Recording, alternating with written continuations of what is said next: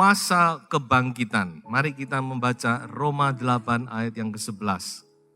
Dan jika roh Dia yang telah membangkitkan Yesus dari antara orang mati diam di dalam kamu, maka Ia yang telah membangkitkan Kristus Yesus dari antara orang mati akan menghidupkan juga tubuhmu yang fana itu oleh rohnya yang diam di dalam kamu. Haleluya. Saudara-saudara, satu ayat yang luar biasa.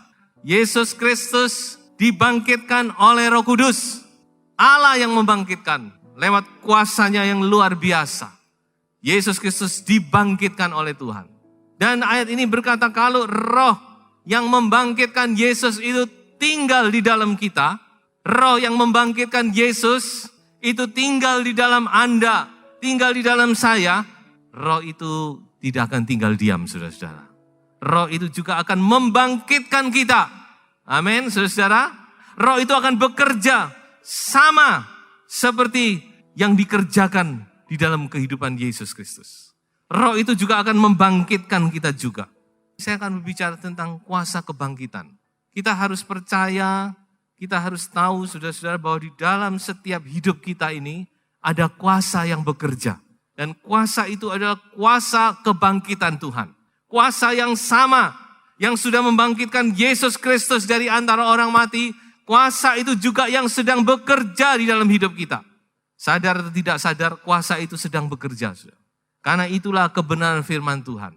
Saya akan bawa saudara untuk mengerti kuasa yang bekerja di dalam kita itu kuasa yang bagaimana sifatnya. Apa yang dikerjakan. Yang pertama, saudara-saudara, kuasa kebangkitan itu adalah kuasa kehidupan. Kuasa kebangkitan ini adalah kuasa yang bisa membuat yang mati menjadi hidup. Kehidupan. Teknologi manusia sudah mencapai puncak. Perkembangan teknologi sudah luar biasa. Tetapi sampai saat ini, ilmu teknologi tidak bisa menciptakan kehidupan. Perhatikan, saya bicara tentang kehidupan ya. Kalau robot itu bergerak, tapi tidak hidup dia. Tapi saya berbicara tentang kehidupan. Teknologi manusia sampai sekarang manusia tidak pernah dan tidak akan bisa menciptakan yang namanya kehidupan. Tidak akan bisa. Manusia tidak akan bisa. Karena kehidupan itu hak patennya Tuhan. Hanya Tuhan yang bisa menciptakan kehidupan. Dan kuasa Allah adalah kuasa kehidupan. Artinya kuasa yang menjadikan dari yang mati menjadi hidup. Sesuatu yang sudah mati, kalau kuasa itu bekerja, bisa menjadi hidup kembali. Saya akan bawa saudara untuk melihat satu cerita di dalam Perjanjian Lama, yaitu di dalam Bilangan pasal 17. Di situ ada satu cerita di mana satu kali orang Israel mereka bersungut-sungut, mereka melawan Musa dan Harun, tidak percaya kepada kepemimpinan Musa dan Harun. Lalu dikatakan Tuhan marah dan Tuhan memakai satu cara untuk membuktikan bahwa Harun juga Musa adalah orang-orang pilihan Tuhan. Yaitu mereka disuruh mengumpulkan tongkat. Tiap suku disuruh mengumpulkan tongkat. Kita tahu bangsa Israel ada 12 suku. Maka terkumpullah 12 tongkat. Tongkat dari pemimpin-pemimpin. Dan di antara 12 ini ada satu yaitu tongkat Harun. Yang mewakili suku Lewi. Dan tongkat ini disimpan di depan tabut perjanjian. Dikasih nama tentunya supaya tahu tongkatnya siapa. Nah saudara-saudara, apa yang terjadi? Disimpan satu malam. Kemudian besok ketika mereka melihat tongkat ini, apa yang terjadi saudara-saudara? Ada satu mujizat yang terjadi. Tongkat Harun berbunga. Bukan cuma bertunas, berbunga, bahkan berbuah-buah. Saudara-saudara, bayangkan. Tongkat yang sudah mati, kalau masih tertanam, pohon masih tertanam, walaupun mungkin sudah dipotong, mungkin kalau bertunas kita tidak heran. Tapi ini tongkat, seperti kayu yang sudah mati. Nah itulah yang terjadi. Tongkat Harun yang sudah mati, yang sudah dipakai sekian lama oleh Harun untuk mengadakan mujizat di depan Firaun. Tongkat yang sudah mati ini loh saudara, berbunga, berbuah dalam waktu satu malam. Siapa yang bisa bikin ini kalau bukan Tuhan, kalau bukan Allah. Inilah kuasa kehidupan itu saudara. Kuasa kehidupan ini bisa menjadikan barang yang sudah mati menjadi hidup. Mati itu berbicara tentang sesuatu yang sudah tidak ada harapan. Tapi kalau kuasa kehidupan, kuasa kebangkitan itu bekerja. Kuasa kebangkitan itu yang bisa menghidupkan Yesus Kristus. Dia juga akan menghidupkan segala sesuatu yang tersentuh dengan kuasa itu. Nah, mungkin juga saudara, kita tidak mati secara tubuh. Tapi mungkin kita mengalami kematian-kematian di bidang lain. Ada keluarga yang sudah mati. Ada usaha pekerjaan yang seakan-akan sudah mati. Hubungan suami istri yang sudah mati. Hubungan antara orang tua dan anak yang sudah mati. Hubungan antara sesama saudara yang sudah mati. Tapi kalau kuasa itu bekerja, semuanya akan menjadi hidup kembali. Itulah kuasa kebangkitan. Kuasa yang menghidupkan. Mungkin ada di antara saudara yang juga sudah secara tubuh juga mungkin sudah mati. Dalam arti saudara merasa tidak ada harapan lagi. Bisa menjadi hidup kembali. Dan itu sudah dibuktikan. Rahim Sarah yang sudah mati menjadi hidup. Bahkan orang yang sudah mati dikubur 4 hari menjadi hidup. Karena kuasa kebangkitan itu bekerja. Jadi kuasa kebangkitan itu adalah kuasa kehidupan. Kuasa yang bisa membangkitkan. Kuasa yang memberikan kehidupan. Ada satu lagi. Di dalam Yehezkiel pasal 47. Yehezkiel melihat satu penglihatan tentang sungai yang keluar dari bait Allah. Ini berbicara tentang Roh Kudus. Roh Kudus yang mengalir dari bait Allah. Dan dikatakan apa? Air itu makin besar. Menjadi sungai. Dan ketika sungai itu mengalir, dikatakan kemana saja air sungai itu mengalir. Maka di situ ada kehidupan, saudara-saudara. Allah kita adalah Allah sumber segala kehidupan. Ketika Allah bekerja, kuasa itu mengalir. Maka segala yang mati menjadi hidup. Saudara, apa yang mati dalam hidup saudara? Ayo saudara-saudara, izinkan kuasa itu bekerja dalam hidup Anda. Percayalah, di mana kuasa itu bekerja, kemana air itu mengalir, di situ akan ada kehidupan. Tumbuh kehidupan yang baru. Binatang-binatang yang hidup. Terjadi tumbuh-tumbuhan dan segala sesuatu. Sungai kehidupan itu masih tetap mengalir. Jadi itu yang pertama saudara-saudara, kuasa kehidupan. Kuasa yang memberikan kehidupan. Yang kedua, kuasa kebangkitan itu adalah kuasa kemenangan. Ketika Yesus bangkit dari kematian, maka maut dikalahkan. Musuh manusia yang terbesar adalah maut, dikatakan oleh firman Tuhan. Manusia paling takut kepada maut. Tetapi ketika Yesus bangkit dari kematian, maut pun dikalahkan. Sehingga dikatakan, maut di mana sengatmu? 1 Korintus 15. Paulus berkata, hai maut di mana kemenanganmu? Hai maut, di mana sengatmu? Karena Yesus Kristus bangkit, dia kalahkan maut, saudara-saudara. Dia menang, dia menjadi pemenang. Sebab itu dikatakan kita ini umat pemenang. Bahkan dikatakan kita ini lebih daripada pemenang. Jadi kuasa kebangkitan itu adalah kuasa kemenangan. Yesus Kristus bangkit sebagai pemenang, saudara-saudara. Bicara tentang kemenangan, maka ada sesuatu yang perlu saya benahi di sini. Konsep tentang kemenangan ini antara konsep dunia dan konsep Tuhan itu enggak sama. Konsep dunia dan konsep Alkitab itu tidak sama. Ada sesuatu yang berbeda di sini. Kalau konsep dunia, menang itu ya menang. Menang itu berarti kita menang. Misalkan kita bertanding melawan musuh. Maka dikatakan kalau kita menang, itu ya misalkan kita dihantam musuh sekali. Gigi merotol 1. Kalau kita menang berarti musuh itu kita hantam balik. Mungkin giginya merotol 5, saudara. Nah itu menang. Menang secara dunia itu kita berarti membalas dengan cara yang lebih jahat, lebih kejam. Nah itu kemenangan dunia. Ketika dua negara berperang, maka untuk menjatuhkan musuh mereka tidak segan-segan memakai senjata yang mematikan. Supaya cepat menang, supaya musuhnya cepat hancur. Memang menang, musuh hancur berantakan, saudara. Itulah konsep dunia. Tapi kalau konsep Tuhan lain, saudara. Coba saya bawa saudara untuk membaca satu ayat di dalam Roma 12 ayat yang ke-21, ayat ini berbunyi demikian, janganlah kamu kalah terhadap kejahatan, tetapi kalahkanlah kejahatan dengan, nah inilah konsep kemenangan menurut Alkitab. Itulah yang terjadi di atas kayu salib. Yesus dijahati, Yesus yang kudus, yang benar, dia dijadikan tidak benar, dia dijadikan orang jahat, dia disiksa, tapi apa yang terjadi? Di salib dia tidak pernah mengutuk. Dia tidak pernah membalas dengan caci maki dikatakan oleh firman Tuhan. Tapi dia memberkati, dia mengampuni. Yang ada Bapa ampuni mereka. Nah ini saudara-saudara kita harus tahu. Kita ini umat pemenang tapi seringkali kita salah konsep. Perhatikan satu hal, Yesus tidak akan alami kebangkitan kalau ia tidak mati terlebih dahulu. Renungkan ini, sederhana. Tanpa kematian tidak ada yang namanya kebangkitan. Sebelum kemenangan ada yang kematian atau mungkin kita bisa sebut sebagai kekalahan dalam tanda petik. Karena waktu Yesus mati seolah-olah dia kalah bukan? Musuhnya seolah-olah menang bukan? Orang Farisi, orang ahli Taurat bersorak-sorak, wah senang sekali Yesus mati. Musuh besar mati. Seolah-olah dia sebagai orang yang kalah. Tapi justru lewat kematian itu baru ada kebangkitan. Lewat tanda petik kekalahan ini baru ada yang namanya kemenangan, saudara.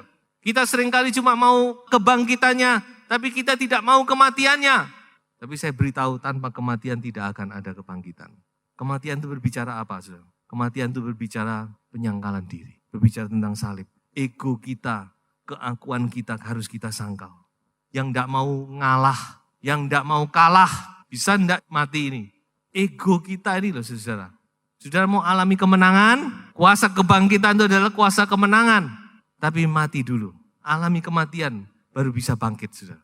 Coba saya bawa saudara kepada satu cerita di dalam Kejadian 26. Tentang Ishak, bagaimana Ishak, waktu Ishak diberkati, orang mulai iri, biasa itu. Orang Filistin iri saudara. Lalu dia mulai cari cara, bagaimana caranya?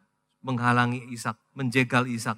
Lalu mereka pakai cara apa? Sumurnya ditutup. Saudara harus tahu sumur itu sumber kehidupan waktu itu. Ditutup, enggak boleh. Ini tanah kita, kamu pendatang, kamu enggak boleh ngerjai di sini. Ya gitu ya. Ditutup semua oleh orang Filistin. Oh, Ishak ngalah, saudara. Lalu dia mulai cari-cari, ini dulu ada bekas sumur yang dulu diberikan kepada ayahnya, mulai digali pelan-pelan. Keluar air. Begitu keluar air, musuh datang. Ini punya kita, ini tidak boleh kamu di sini. Pergi ini. Apa yang terjadi, saudara? Direbut. Bagaimana Ishak? Tengkar, dia ngalah. Nggak apa-apa, saudara. Makanya sumur itu dinamakan Esek. Esek itu artinya quarrel, pertengkaran. Ishak menghindari pertengkaran. Ya, sumur enggak apa-apa. Kamu anggap itu punyamu, ya silakan pakai. Silakan, aku cari tempat lain. Dapat sumur lagi. Sumur yang digali ayahnya, ini digali ayahnya nih.